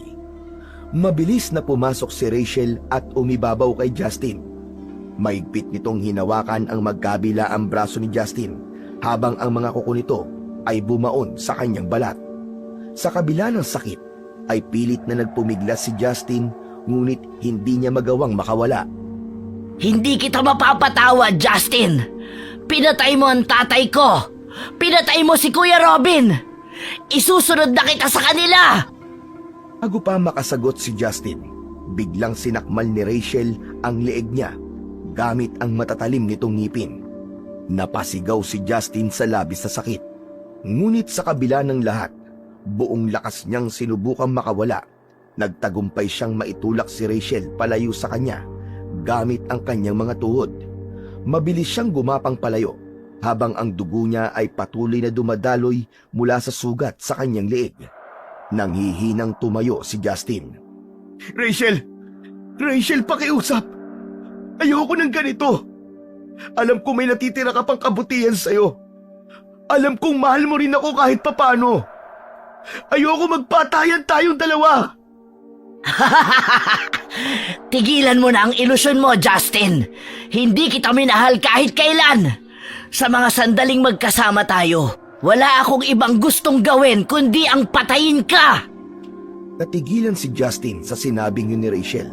Sa pagkakataon na yon, tinanggap na lang niya ang katotohanan na nilinlang lang siya ni Rachel upang mapunta siya sa sitwasyon na yon. At kung patuloy siyang aasa na may pagmamahal pa si Rachel sa kanya, ay baka yun pa ang maging dahilan para magtagumpay ito na patayin siya. Muling umatake si Rachel at mabilis nitong sinugod si Justin gamit ang matatalas nitong mga kuko. Agad naman na umiwas si Justin at muntik pa siyang mawalan ng balanse. Rachel! Rachel, pakiusap! Huwag mong gawin to! Hindi mo kailangan gawin to! Ngunit tila bingi si Rachel sa kanyang mga pakiusap. Muling umatake si Rachel at muling umiwas si Justin. Sa gitna ng laban, nabitiwan niya ang buntot ng pagi. Nagmadali siyang yumuko upang damputin yon. Ngunit biglang sumugod si Rachel at hinila ang kanyang braso upang pigilan siya na makuha ang kanyang sandata. Diretsong tinignan ni Justin si Rachel. Sa mga mata nito, Rachel, hindi kita kayang saktan. Alam kong may natitira ka pang kabutihan sa'yo. Hindi ka ganito, Rachel. Hindi ka ganito. Alam kong hindi ikaw ito. Ngunit sa halip na sumagot, isang mabangis na sigaw ang isinagot ni Rachel. Malakas siya nitong itinulak at nang tumingin si Justin sa likod niya, ay nakita niya na naroon ang nakabukas na pinto. Tumakbo siya papunta ron, pero bago pa siya makalabas, ay nahawakan na siya ni Rachel sa braso. Hinila siya nito pabalik at ibinilibag siya nito sa dingding. Ang katawan ni Justin ay tumama sa isang matigas na pader at agad siyang bumagsak sa sahig. Sinubukan niyang tumayo, pero dahil sa lakas ng paghampas niya sa pader, ay hindi na niya maigalaw ang kahit na anong parte ng kanyang katawan. Marahang lumapit si Rachel kay Justin. Huminto ito sa may paanan niya. Marahan itong yumuko habang ang mukha nito ay puno ng puot. Rachel! Rachel, pakiusap! Tigilan mo na to! Tingnan mo ako sa mga mata, Justin! Gusto ko na ang mukha ko ang huli mong makikita bago ka mamatay! Hindi nakapagsalita si Justin. Pakiramdam niya ay yun na ang kanyang katapusan. Ang kanyang mga mata ay puno ng luha habang nakatitig kay Rachel. Marahan na isinaksak ni Rachel ang matutulis itong kuko sa tiyan ni Justin. Napahiyaw sa labis na sakit si Justin nang maramdaman niya ang pagbaon ng mga kuko ni Rachel sa kanyang katawan. Halos mawalan na ng ulirat si Justin sa tindi ng sakit. Ngunit inisip niya ang kanyang mga magulang. Alam niya na labis na masasaktan ng mga yon kapag namatay siya. Kaya kahit wala na siyang pag-asang mabuhay ng sandaling yon, ay humiling pa rin siya sa Diyos ng himala. Hanggang sa nanlaki ang mga mata ni Justin nang biglang pumasok sa silid na yon ang kanyang ama na si Fredo. Meron itong tangan na matalas na itak. Inakala niya na imahinasyon niya lang ang lahat, kaya bahagya siyang napangiti. Anong iningiti-ngiti mo dyan? Ang gusto ko ay masaktan ka! Magmakaawa ka sa akin, Justin! Mabilis na lumapit si Fredo sa kanila at tumayo ito sa likod ni Rachel na wala pa rin kaalam-alam sa pagdating ng ibang tao sa silid na kanilang kinaroroonan. Pakawalan mo ang anak ko! Halimaw! Nagulat si Rachel nang marinig ang malakas na sigaw ni Fredo. Agad itong humarap, ngunit wala na itong nagawa nang itaas ni Fredo ang hawak nitong itak at dumapo yun sa gilid ng leeg ni Rachel. Bumaon ng malalim ang talim ng itak. Paulit-ulit na tinaga ni Fredo ang leeg ng aswang hanggang sa tuluyang humiwalay ang ulo nito sa katawan. Bumagsak ang walang buhay na katawan ni Rachel sa sahig. Nang hilakbot si Justin sa kanyang nasaksihan, halos mawalan siya ng ulirap habang nakatingin sa walang ulo na katawan ni Rachel. Wala pa ring tigil ang pag-agos ng luha sa kanyang mga mata. Yumukod ang ama niyang si Fredo at mahigpit na niyakap si Justin. Hindi pa rin alam ni Justin kung ano ang sasabihin niya matapos ang lahat ng nangyari. Anak, tumingin ka sa akin. Tapos na. Ligtas ka na. Pero Papa, si Rachel po. Patawarin mo ko kung kinailangan ko siyang patayin, anak. Pero ginawa ko lang ang tama. Hindi mo na siya maililigtas. Isa siyang aswang at kahit anong sabihin mo sa kanya ay hindi kanya pakikinggan dahil wala siyang ibang nasa isip kundi ang patayin ka. Sa kabila ng mga sinabi ni Fredo, nanatiling magulo ang isip ni Justin. Hindi niya magawang sisihin si Fredo, ngunit hindi rin niya maitanggi ang sakit ng pagkawala ni Rachel. Walang anumang salita ang lumabas mula sa bibig ni Justin. Nanatili siyang nakayakap kay Fredo at umasa siya na kahit papano ay may mahanap siyang kapanatagan sa gitna ng sakit at lungkot na nararamdaman niya. Hindi na muna niya inisip kung paanong naroon ang kanyang ama dahil hindi pa niya kayang iproseso ang samot-saring emosyon na lumukob sa buo niyang pagkatao ng sandaling yon. Nang tuluyan ng kumalma si Justin, ay inalalayan siya ni Fredo upang makatayo. Bagamat nangihina pa siya at masakit pa rin ang buo niyang katawan, ay pilit niyang inihakbang ang kanyang mga paa habang patuloy na nakaalalay si Fredo sa kanya. Magkasamang tinahak nila Justin at Fredo ang mahabang pasilyo at inakyat nila ang hagdan palabas ng basement. Dumiretso sila sa sala at nagtaka si Justin nang makitang nakabukas ang main door. Tuluyan na silang lumabas ng bahay ni na Rachel. Nanlaki ang mga mata ni Justin nang makita niya ang mga walang buhay na katawan ng mga kasambahay ni na Rachel na nasa anyong aswang pa rin. Umupo muna sila sa hagdan na nasa harapan ng bahay habang ang araw ay unti-unting sumisilip sa silangan. Pa, ikaw ba ang pumatay sa kanila? Oo, anak. Hinarangan nila ako nang dumating ako kanina. Hindi nila ako tinantanan hanggang sa makuha akong susi sa isa sa kanila. Kaya nagawa ko makapasok sa loob. Mabuti na lang at hindi pa uli ang lahat ng dumating ako. Pero pa, paano niyo po nalaman na kailangan ko po ng tulong? Huminga ng malalim si Fredo bago sumagot. Nung magpadala ka sa akin ng litrato ni Ramon at Robin, agad ko nakilala si Ramon. Si Ramon ang asawa ng aswang na napatay ko noon. Pumapatay sila ng mga tao. Napakarami nilang naging biktima noon. Kaya hinanap ko sila. Pero nung nagkaengkwentro kami, ang asawa lang niya napatay ko.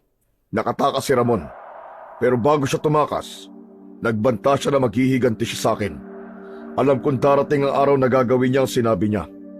Pero hindi ko akalaing sa ganitong paraan. Kaya na malaman ko kung sino ang tatay ni Rachel, alam ko na kagad na nasa panganib ka. Ngayon pa, naiintindihan ko na ang lahat. Kaya agad akong bumiyahe papunta rito, anak. Pero nahirapan akong hanapin ang bahay na ito ni Ramon. Kaya natagalan pa ako. Pasensya ka na anak. Sana'y mas maaga ako nakarating para hindi na humantong ang lahat sa ganito. Wala po kayong dapat na ihingi ng pasensya, Papa. Ang importante po ay buhay tayo.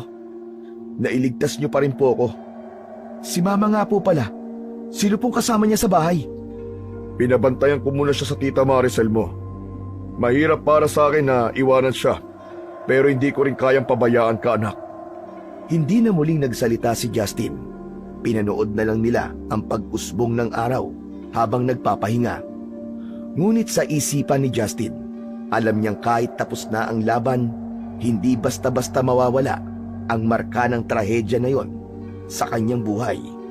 Sa loob ng eroplano, tahimik na nakaupo si Justin sa tabi ng bintana habang si Fredo naman ay nasa tabi niya. Bakas ang lungkot sa kanyang mga mata. Muling sumagi sa isipan niya ang imahe ni Rachel. Sa pagkakataon na yon, ay tinanggap na niya na hindi talaga siya nito minahal at nilinlang lang siya nito dahil nais magiganti nito at ang pamilya nito sa kanyang ama. Naramdaman ni Justin ang kirot sa dibdib. Sa kabila ng lahat, hindi niya maitatanggi ang sakit ng pagkawala ni Rachel dahil totoo ang pagmamahal na naramdaman niya para dito. Naramdaman ni Justin ang kamay ni Fredo sa balikat niya, kaya napalingon siya rito. Okay ka lang ba anak? Opo, okay lang po ako. May mga iniisip lang po ako, Papa. Si Rachel ba? Huwag ka mag-alala. Sigurado ko na makakatagpo ka pa ng babae na mamahalin ka ng totoo at walang halong panlilinlang. Alam ko naman po yun, Papa. Pero sa ngayon, nang ayoko po muna. Parang hindi pa po ako handang magtiwala ulit. Tinitigan ni Justin ang kanyang ama at nginitian ito ng bahagya. Habang lumilipad ang eroplano sa kalangitan, muling napatingin si Justin sa bintana. Alam niyang hindi magiging madali ang paglimot niya kay Rachel. Ngunit alam din niyang oras na upang simulan ang bagong yugto ng kanyang buhay nang hindi niya ito kasama. Makalipas ang ilang taon, tuluyan nang bumalik sa normal ang buhay ni Justin. Ang sakit at trahedyang pinagdaanan niya noon ay nanatili na lamang na bahagi ng kanyang madilim na nakaraan. Ang mga alaala ni Rachel, bagamat mahapdi at masakit nung una, ay natutunan niyang bitiwan. Gumaling na rin ang kanyang ina mula sa sakit nito at bumalik ang sigla nito na parang walang nangyari. Sa kasalukuyan, masaya na si Justin sa piling ng babaeng pinili niyang mahalin at pakasalan. Kasama ng kanilang anak, binuo nila ang isang pamilyang puno ng pagmamahal at kasiyahan. At sa pagkakataon na yon, ay natagpuan ni Justin ang tunay na kapayapaan at ang kaligayahan. Tuluyan niya nang isinara ang pahina ng kanyang nakaraan at nagpatuloy sa mas maliwanag na kinabukasan. Papa.